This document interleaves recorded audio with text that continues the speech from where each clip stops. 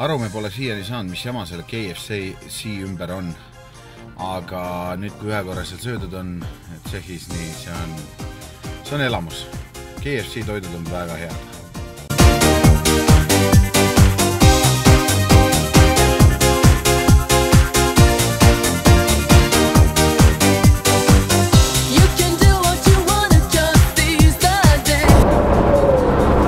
Kuidas sul on tee olnud? Väga huvitav praegu. Läti keel selge kohe? Peaaegu. Ma ei tea, peaaegu.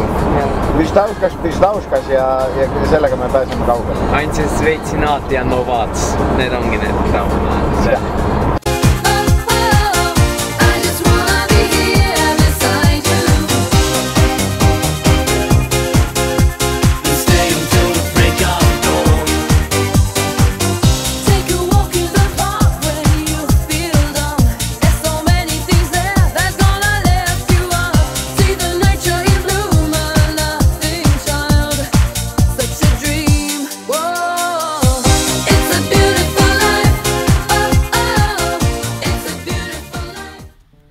Mõtlesin siin väheke nagu rääkida Auschwitzist ja Auschwitzi taustast ka.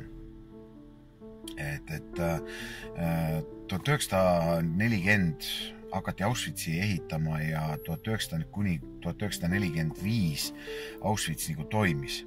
Ehk siis oli 5-aastane aken, kus tapeti inimesi ja jubedal kombel. Selle 5 aastaga suudeti ära tappa umbes 1,1 kuni 1,5 miljonit inimest. Täpset arvu keegi ei tea, sellepärast, et sakslased hävitasid ju tõestusmaterjale. Juute ja kõik võimalik poliitvange toodi sisse loomavagunites. Need olid nii tihedalt rahvast täis, et seal ei olnud isegi rahva vahel õhku. Ja millest nemad elasid ja hingasid, seal olid laudade vahelt tulnud õhust. Teinekord, kui nad jõudsid rongidega sinna Auschwitzi rongijaama, siis mitmeid tunde hoiti inimesi seal sees kinni, lihtsalt nagu kariloomi. Sealt edasi, kui need päästeti välja, need inimesed tundsid sihukest roojahaisu ja nägid karjuvaid inimesi nende elektritarade taga. Peroonil olid Saksa SS-i vennad, kes olid koertega, nende rottweileritega, need lõugasid ja aukusid. Ja kohe seal alguses selle perooni peal jagati ära inimesed 2. Ühed olid need, kes läksid orjadeks ja teised olid need, kes saadeti otsemas joones sinna gaasikambrisse. Gaasikamber oli lihtsam lahendus inimesele, sellepärast, et see oli kiire surm. Kui see jäid orjaks, see oli aeglane surm. Infektsioonid, kui sul olid puukotad jalas, su jalad vajusid läbi muda, sul olid haavad jalgadest, tulid infektsioonid, sa surid niikuinii. Ja haiglad või ma ei tea, kuidas ta iganes nimetada, need haiglad ju, neid tehti ka, seal tehti valimisi nende vangide seas ja hävitati neid inimesi. Mis siis selle perooni peal edasi läks, oli see, et inimesed, kes olid välja valitud siis nagu gaasikambrisse, need saadeti gaasikambri juurde, minu meelest kas see oli gaasikamber 2-3 või oli see 4-5, 1-2 ja käsiti minna neil nagu maa alla, nagu keldrisse üks uks oli ja seal öeldi, et võtke riided seljast ära, et te lähete nagu mingi infektsiooni mingisugusesse asja, et umbes, et teeme teid korda ja ma ei tea, ravime või mis iganes. Ja nad läksid sinna ja selle tulemusena siis ühesõnaga, et seda rahutust ära hoida, nad rahustasid inimesed maha. Siis, kui olid riided maas, inimesed juhatati gaasikambrisse ootele nagu ja siis selja tagant uks kinni ja pum, SS-i vend läks sihukese pulbergaasiga läks katusele ja puistas selle sinna inimeste peale. Põhimõtteliselt inimesed surid seal ja tihti peale nad surid nagu toanurka, nad olid nagu püramiidi roninud üksteise otsa, nad üritasid üles poole ronida nagu, et õhku saada või midagi. Väga rets ja sealt nad edasi suunati juba siis nende krematooriumi ahjudesse ja sellest võib tunde rääkida, kui vähekenegi uurid seda ajalugu, mismoodi see kõik seal käis ja kuidas seal inimesed ellu jäid, see on võigas. Minu jaoks üks elu kõige hinge läinum koht on Auschwitz. Et kui sa kõnnid seal ringi, sa tead, et sa kõnnid inimese tuha peal ja sa tead, et kui sa näed kuskil tiiki, et sa tead, et seal on inimesi põletatud nagu ja see on raju, mis seal tehti. Aga et kõiges veenduda, minge käige ise koha peal ära, emotsioonid on põhjas, väga super. Üks koht, kus ma ei käinud, seal on nagu Auschwitz 1, Auschwitz 2, Auschwitz 2 käisime, Auschwitz 1 oli ka gaasikamber veel üks nagu terve või restaureeritud või renoveeritud. Sinna me paraku ei läinud, me olime Auschwitz 2 ja seal õiges nagu vangilaagris. Ma lähen sinna kindlalt tagasi ja ma teen selle Auschwitz 2 ka või selle ühe ringi ka kindlasti ära.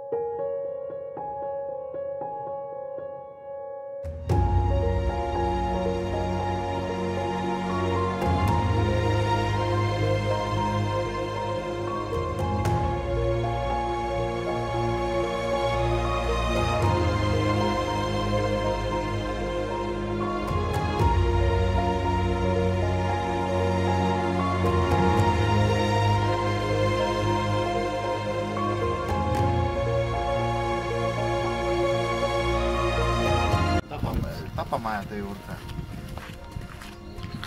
Tapamaa vees ei hoida. Need on kõik seal taga. Saunad ja...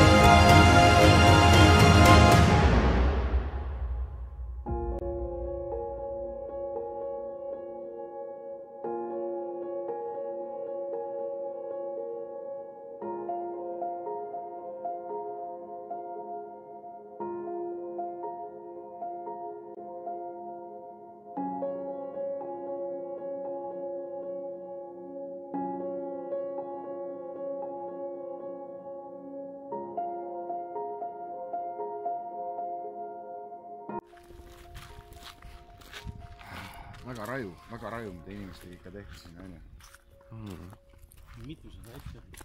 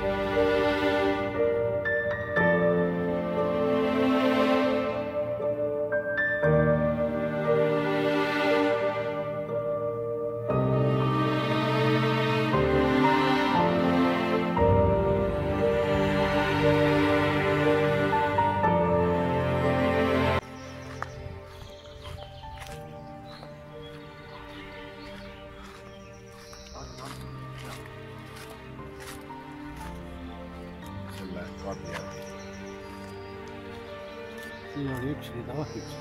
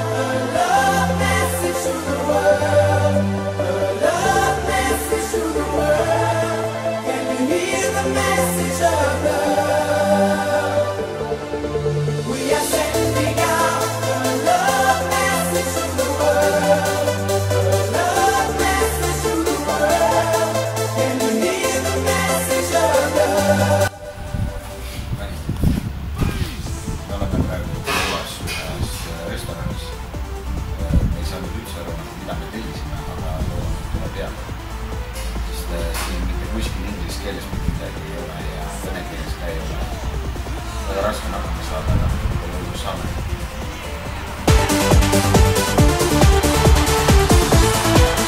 Love message. Listen up, 'cause it's about time. Love and sex, there's no crime. A big disease with a little ink. It's... Täna siis oleme ära proovinud ka Poola liiklusummiku. Ja liiklusummiku siukses 35 kuni 40 kraadi sees. Sest kui me seisame koha peal, siis see temperatuur tõuseb sinna kuni 45-ni. Liiklus kulgeb praegu põhimõtteliselt, pange nüüd noored kõrvad kinni, nagu tigumööda märga munni. Siis see on meeter korraga ja viimane ummik, kus me olime, seal oli 3 kilomeetrit äkki mingisuguse tunni ajaga või midagi siukest. 1,5 tundi. Või 1,5 tundi, jah. Et noh, ütleme nii, et minust küll rekkajuhti ei tule, et need inimesed, kes unistavad rekkajuhi ametis, siis noh, ma ei tea, suurte linnade ummikud on küll jumala normaalsed asjad, et head unistused on teil.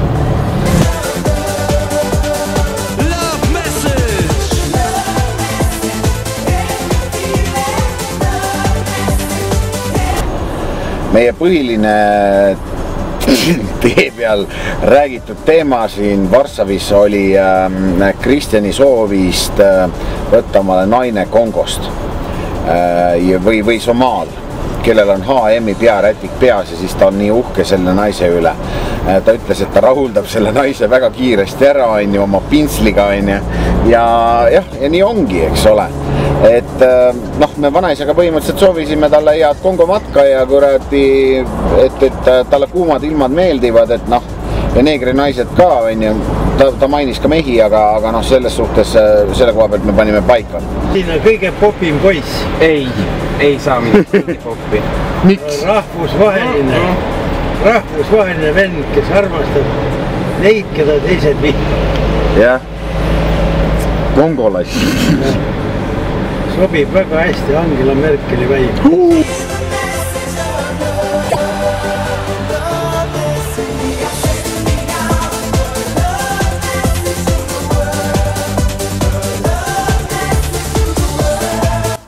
Istun praegu kuskil Poola tanklas.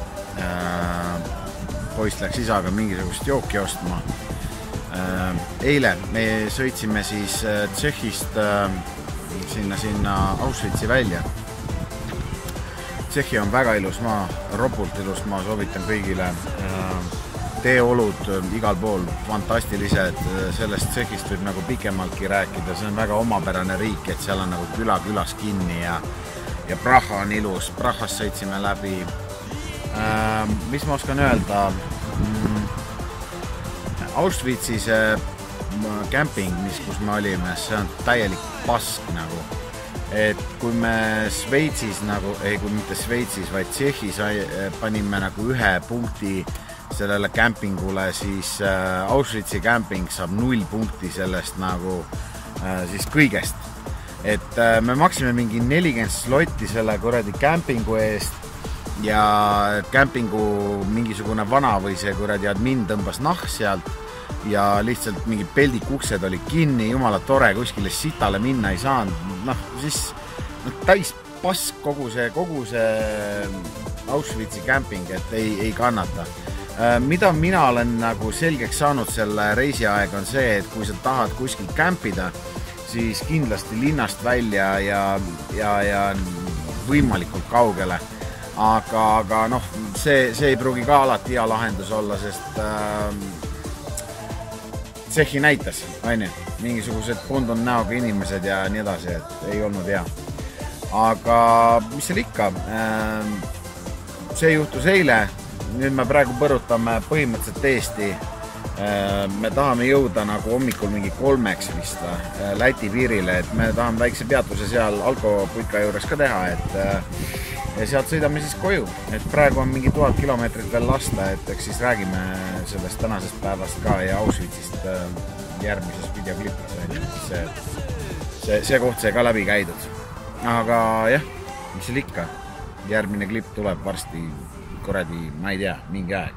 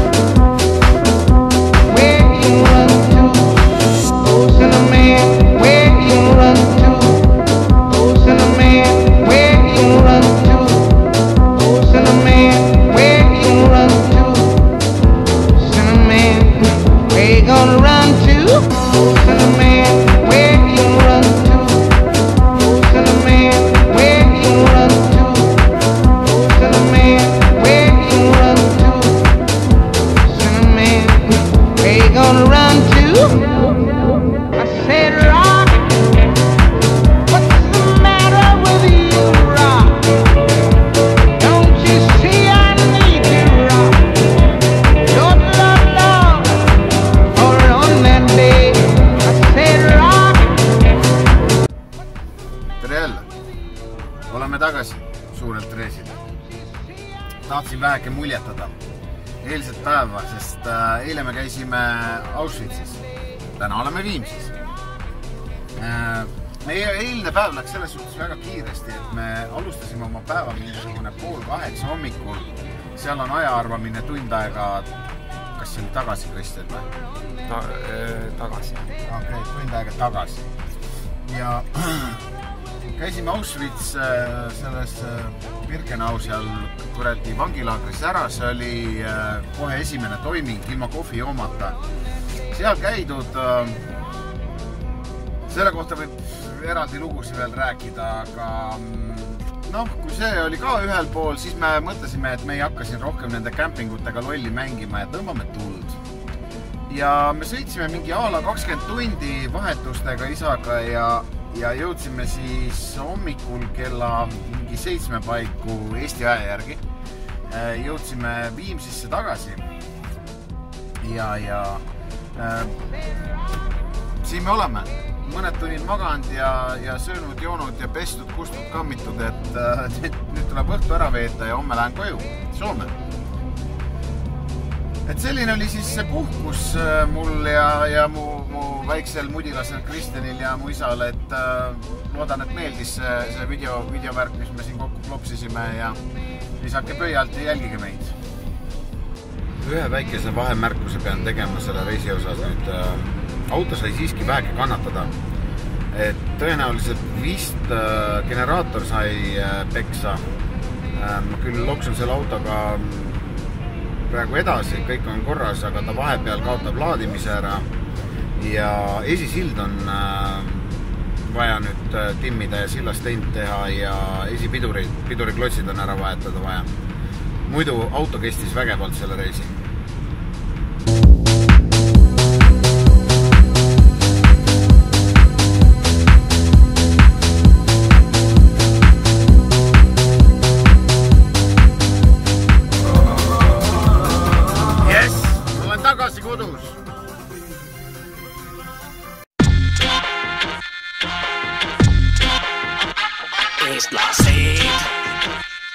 Eestlased.